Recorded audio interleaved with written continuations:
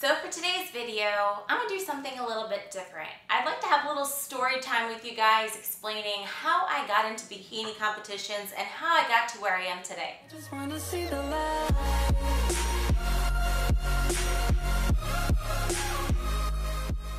Let's start from the beginning. As a child, I was always super athletic. My family had enrolled me into gymnastics, and my favorite subject in school was always gym class. Like, I would go above and beyond in gym class. They would tell us to run 4 laps and I would do 8. I would make every single thing a competition, especially with the boys. I always wanted to beat the boys in chin-ups, in jump rope, in push-ups, in races, because we would have those little tests as, you know, middle schoolers or whatever. So that was always like my thing, is gym class. And I'm not gonna lie, I always rocked out at all those things that they test us on. So as I was a child, I was always athletic and very competitive. My athleticism, I would have to definitely thank gymnastics for, that got me started with everything. Throughout middle school, I began to develop a new love, and that was track. So I realized I was a lot faster than everyone else. So I kind of honed in on running and sprinting, and I would practice in gym class, and I would have my dad take me to the hill and do sprints up the hill. Yes, as a child, I volunteered to do extra work. It's crazy. In middle school, we had a track team, and I joined it, of course, and I just really loved it, to be honest. It was so fun for me to run against everyone else, to see how fast I was compared to everyone else. So in middle school, I was kind of doing gymnastics and track.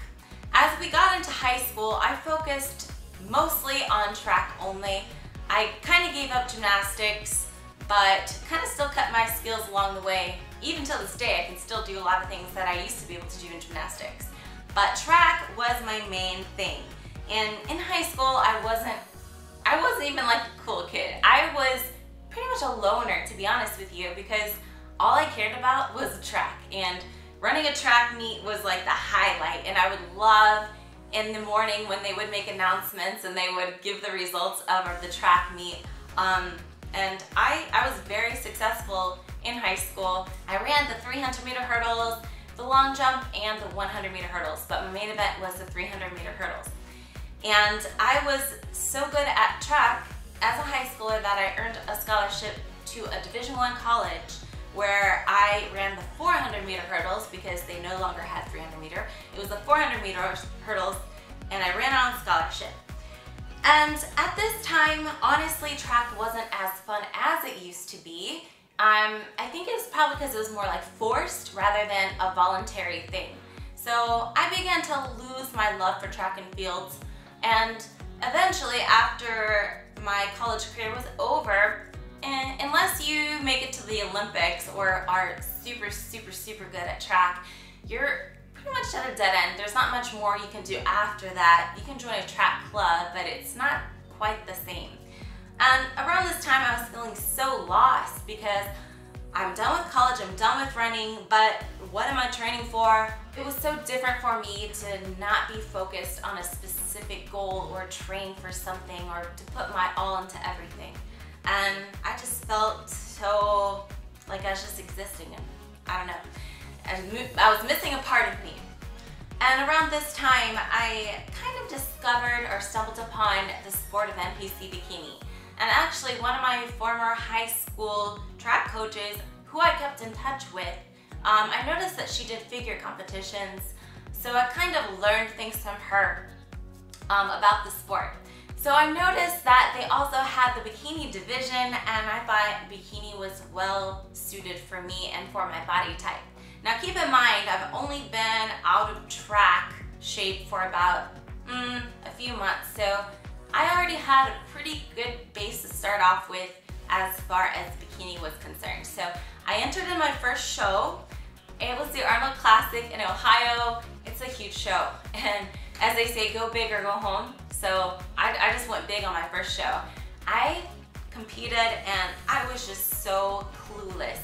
At the time, I guess I didn't research enough about how bikini competitions went, and I remember I wore like a white suit. My hair was bleached blonde. I didn't even have the right tan. I got my tan done at a salon instead of like a show tan.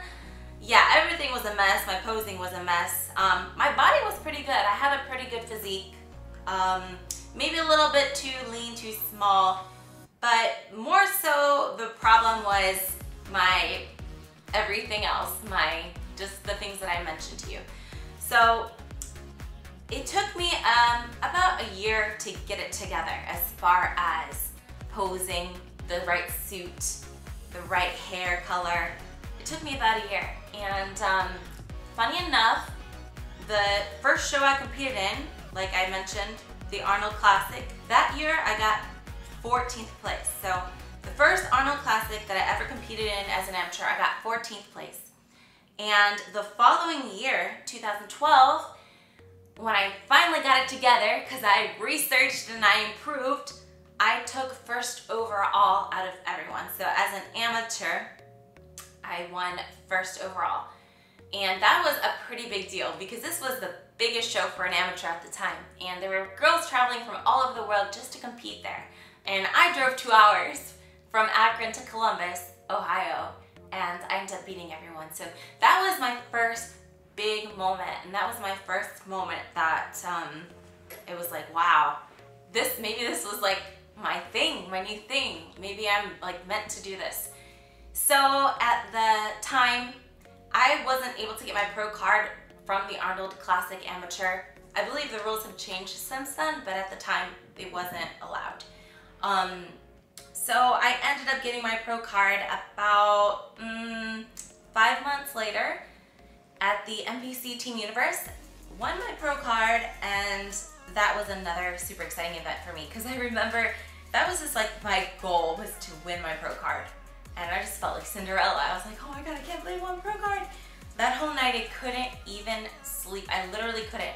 And the photo shoot the next day for all the winners of the Team Universe, I remember I was like so tired for it, but I was just so excited. So it was such a happy moment for me. As a pro, I competed a few times. I won a few shows, but my next big break was winning the Olympia in 2013.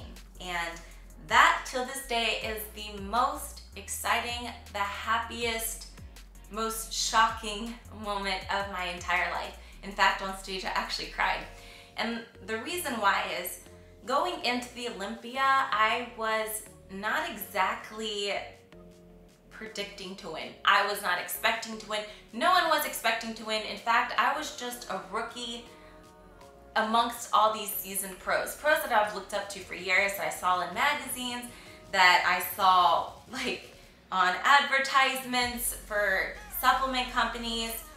And I followed these women like for years, and it was cool just to be on the same stage as them, but to beat them was incredible. And I remember competing at the 2013 Olympia and just thinking like, you know, when they gave the first call outs, I was in the first call out, and I was like, is there a mistake? Was I supposed to be in the first call out? How am I in the first call out?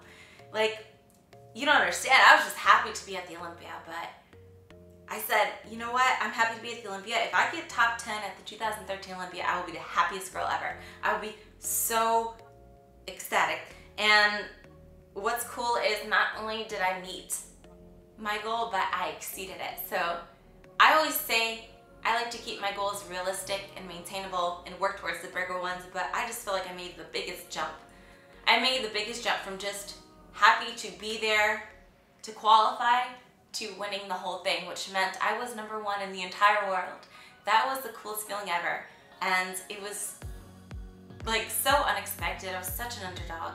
And to this day, the most exciting moment of my entire life.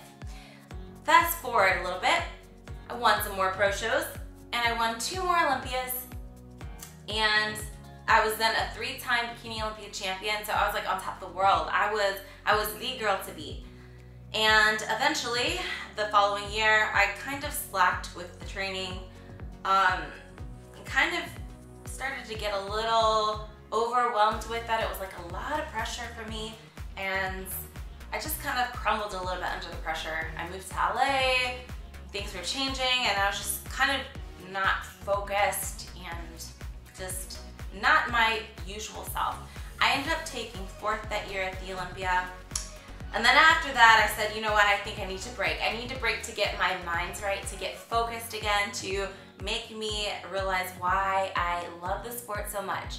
So I ended up taking the year of 2017 off and came back in 2018 and, you know, had a little trouble along the way, and I've had videos documenting basically my whole 2018 season, so if you want to check that out, just check into my video archives. I basically videoed every show that I did so you can see the whole process.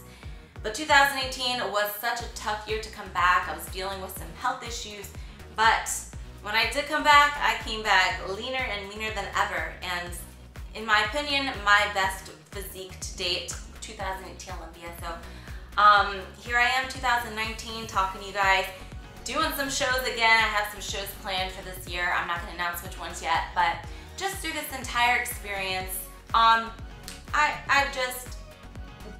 just so grateful because I never expected all this to happen. You know, growing up in Ohio, I was kind of assuming I would never leave Ohio. I was assuming that like I would never really be anything special, and not that I was not confident, I was just kind of in a rut and just my environment, and I just never really had high expectations for myself. But all I knew was, even from when I was a kid, I was always willing to work super hard, and I was always super competitive, and that's all I knew. And it's kind of crazy, like the opportunities and great things that came from competing.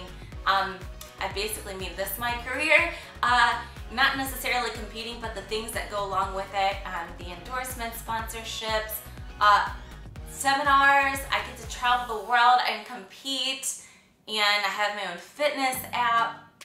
You know, it's pretty crazy and incredible, all the amazing things that come from competing and making the decision to compete. So I'm just so grateful. And here I am living in LA, in Hollywood actually, not to become an actor, but just because I love the environment. And it's kind of cool that just like a girl from Ohio got to do all this. I feel like Cinderella, and it's pretty outstanding, I would say. Giving myself a pat on the back because I've achieved a lot more than I ever thought I could. And yeah, it just goes to show you, keep working hard, be consistent, work on the things that you are lacking on, and be honest with yourself. Because in 2011, when I competed in my first competition ever, when I was a hot mess, you know, I could have sat back there and have been salty because I got 14th, or I could have took a step back, realized what I needed to work on and fix it, and that's exactly what I did. And I took that and I improved each show. Even now, I'm improving every show because I can see little things that I can work on, and not necessarily with my physique, but it could be anything with posing, tan, hair, makeup, suit. And I just want to make sure this applies to everyone, you know, not necessarily just the competitors. You just got to be honest with yourself and improve each time, because you're not going to be perfect. Your first time for anything is not going to be perfect, but just keep at it. And you never know where it's going to take you. Keep your goals and dreams realistic. That's important, because I think a lot of times people set goals that are way too high and they're not ready for it yet. And then when they set the goal so high and they don't achieve it, then they get very discouraged and drop off. So I think that's one of the things that's kind of helped keep me going throughout the years as well, is that I have a very good mindset and I'm very realistic. And I know that if I do set a goal, it's very likely that I can attain it if I worked hard. So as long as I work hard, I can do it. I don't set goals that are way too out of my reach, because that just sets myself up for disappointment, and no one wants to feel disappointed. So that's my story. I hope you enjoyed it. Until next time, I'll see you later.